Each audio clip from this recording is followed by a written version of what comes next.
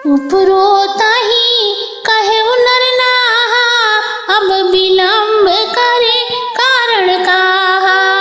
सतानंद तब सचिव बुलाए, मंगल कलश साजी सब लाए। शंख निशान पड़व बहु बाजे, मंगल कलश शकुन सब साजे। सुभग सुबासिनी गावहि गीता, करहि वेद ध्वनि विप्र पुनीता। लेन चले सा दर यही भांति, गए जहाँ जनवास बराती। कौशलपति कर देखी समाजो, अति लघु लाग तिनहि सुरराजू। भयउ समय अब धारिय पाओ, यह सुनि परा निशा नहीं घाऊ। गुरु ही पूछी करी कुल विधि राजा, चले संग मुनि साधु समाजा। भाग्य विभव अवधेश करा, देख देव ब्रह्मादि लगे सराहन सास मुखा। जानी जन्म जिनवाद सियावर राम चंद्र शंकर जी उमा। जय जय सीताराम जी हरि। मंगल भवन अमंगल हारी, द्रवहु सुदशरथ आजा रे बिहारी। राम सिया राम, जय जय राम। उसे सुनते ही जनक ने अपने पुरोहित से कहा कि अब विलंब करने का क्या कारण है। तब शतानंद ने मंत्रियों को बुलाया तो वे सब मंगल कलश सजा कर ले आए। फिर तो शंख नगाड़े ढोल आदि अनेक बाजे बजने लगे और शुभ शकुन के कलश सजाए गए। सुंदर सुहागिन स्त्रियां गीत गाने लगी और पवित्र ब्राह्मण वेद ध्वनि करने लगे। इस प्रकार पुरोहित जी सबको साथ लेकर जनवासों में गए और कौशलपति महाराज दशरथ के समाज को देखकर उन्हें देवराज इंद्र भी अत्यंत तुच्छ दिखने लगे। अब समय हो गया है, चरण पधारिए, यह सुनते ही नगाड़े बजने लगे। तब राजा दशरथ ने गुरु से पूछकर अपने कुल की समस्त रीतियां की और अपने समाज सहित चले। अवध नरेश महाराज दशरथ के उस भाग्य ऐश्वर्य को देखकर ब्रह्मादि देवता और हजारों मुख से शेष जी उनकी प्रशंसा करने लगे। साथ ही उन्होंने अपने जन्म को व्यर्थ माना। सुरन सुमंगल अवसर जाना, बरसहि सुमन बजाई निशाना। शिव ब्रह्मादिक विबुध बरु था, चढ़े विमानई नानायु था। प्रेम पुलक तन हृदय उछाओ, चले बिलोकन राम विवाह। देखी जनकपुर सूर्य अनुरागई, निज निज लोक सबहि लघु लागे। चित वही चकित विचित्र बिताना, रचना सकल अलौकिक नाना। नगर नारी नर रूप निधाना, सुघर सुधर्म सुशील सुजाना। तिनहि देखी सब सुरपुर नारी, भय नखत जनु विधि उजियारी। विविधि अभयो आश्चर्य विशेषी, निज करणी कछु कतहु न देखी। शिव समुझाए देव सब, जनि आश्चर्य भुलाओ। हृदय विचारौ धीर धरी, सिय रघुबीर विवाह। सियावर रामचंद्र शंकर जी उमा। जय जय सीताराम जी हरि।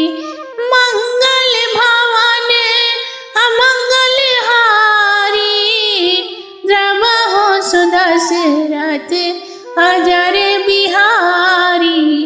राम सिया राम, जय जय राम।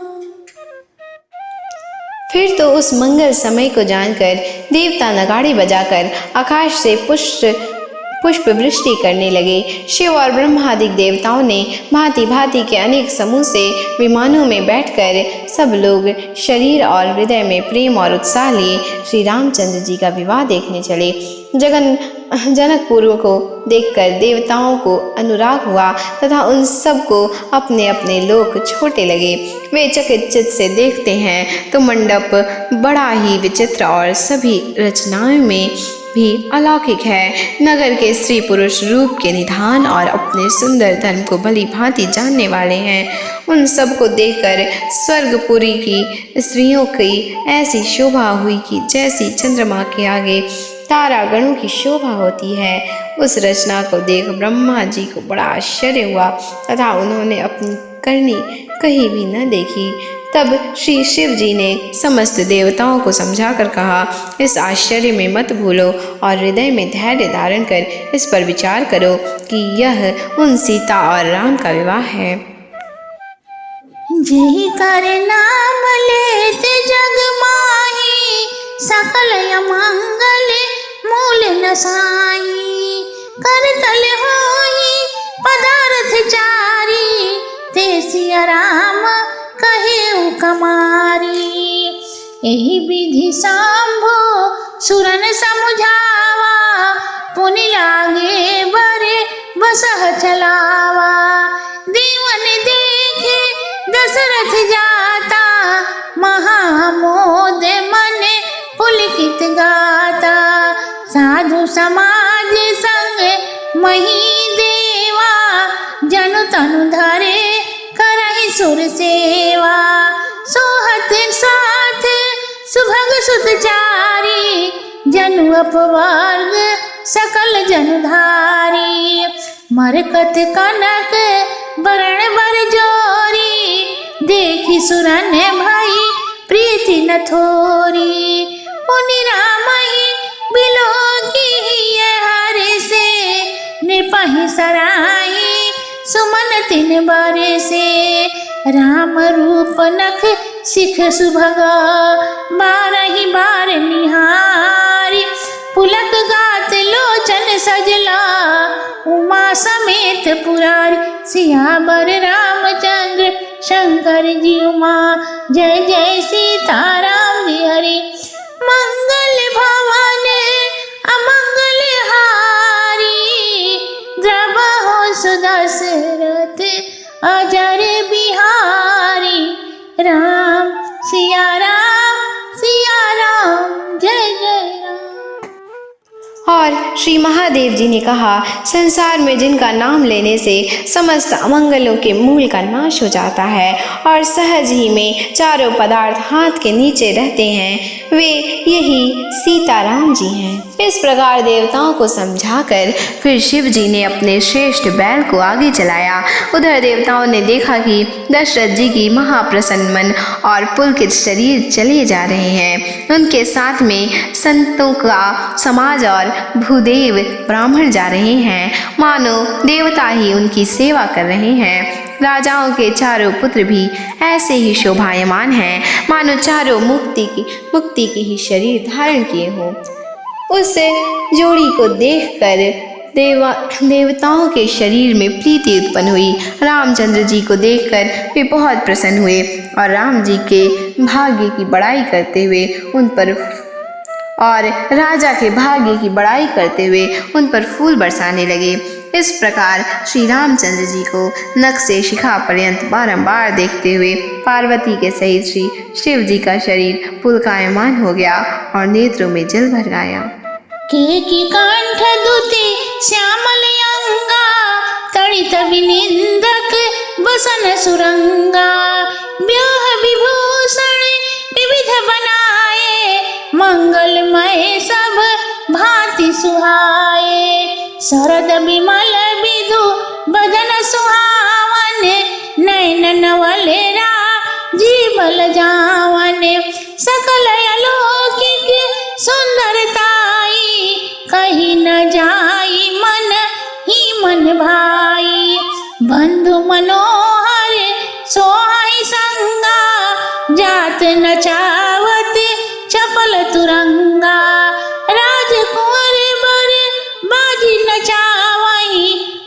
प्रशंसक बिरद सुनावही। जेहि तुरंग पर राम बिराजे, गति बिलोकी खग नायक लाजे।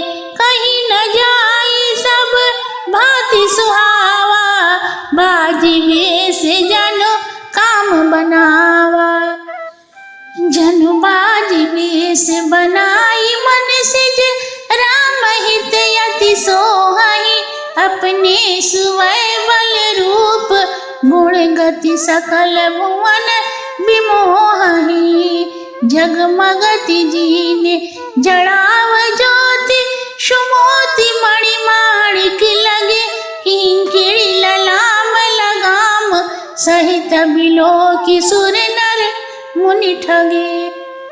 प्रभु मन सही लवलीन मना, चलत बाजी छवि पाए। भूषित उड़ी गण तड़ित धना, जन बर बरहि न जाए। सियावर रामचंद्र शंकर जी उमा, जय जय सीताराम जी हरि। मंगल भवन अमंगल हारी, द्रवहु सुदशरथ अजर बिहारी। राम सिया राम, जय जय राम। मोरकंठ की कांति के समान सांवले शरीर पर पीतांबर धारण किए हैं। ब्याह के समय के ऐसे श्रेष्ठ गहने भी पहने हुए थे कि जो सब प्रकार से शोभायमान और लाभप्रद थे। उनका मुख शरत काल के चंद्रमा के समान है। नील कमल को लजाने वाले नेत्र और सारा सौंदर्य अलौकिक ईश्वरीय है, जो कहा नहीं जाता और मन ही मन को अच्छा लगता है। ऐसे मन को हरने वाले भरत आदि भाई अपने चंचल घोड़ों को नचाते हुए चले जाते हैं और बंदीजन राजा का यशोगान करते हुए सुनाते जाते हैं।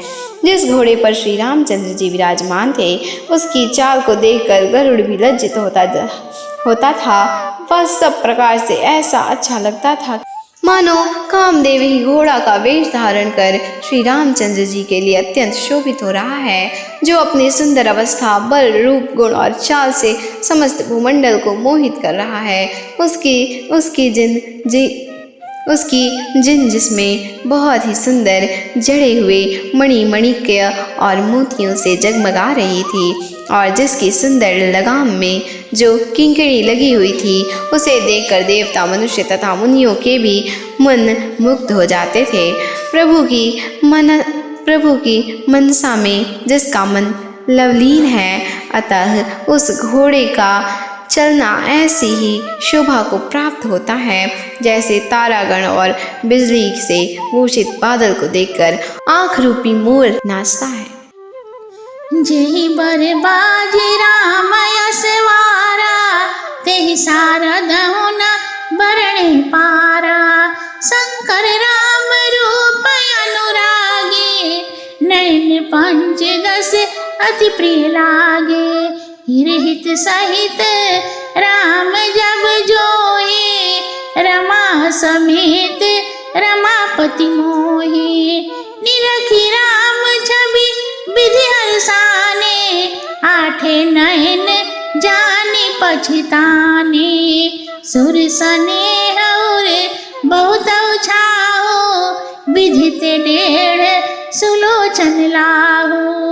राम ही चितव सुरेश सुजाना, गौतम श्राप परम हित माना। देव सकल सुर पति सिहाई, आज पुरंदर समको नाही। मुदित देव गण राम ही देखी, निप समाज दुई हर्ष विसेखी। अति हर्ष राज समाज दोहु दिशि, द्वंद्व भी बाजहि घनि। बरसहि सुमन हरि सुर हर्ष कहीं जय। जयति जय रघुकुल मनि, एहि भांति जानी बरात आवत। बाजने बहु बाजहि, रानी सुवासिनी बोली परिछन। हेतु मंगल साजही। सजी आरती अनेक विधि मंगल सकल संवार। चली मुदित परिछन करना गजगामिनी बरनार। सियावर रामचंद्र शंकर जी उमा। जय जय सीताराम जी हरि। मंगल भवाने अमंगल हारी। द्रवहु सुदशरथ अजर बिहारी। राम सिया राम जय जय राम।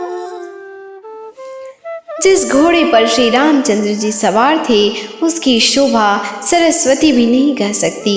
श्री रामचंद्र जी के स्वरूप को देखते हुए शंकर जी ने अपने 15 नेत्रों को सफल समझा। इसी प्रकार जब विष्णु ने देखा तो लक्ष्मी सहित उनका भी मन मोहित हो गया और ब्रह्मा जी भी श्री रामचंद्र जी की शोभा को देखकर प्रसन्न हुए तथा अपने पास 8 ही नेत्र हैं यह जानकर मन में खेद करने लगे।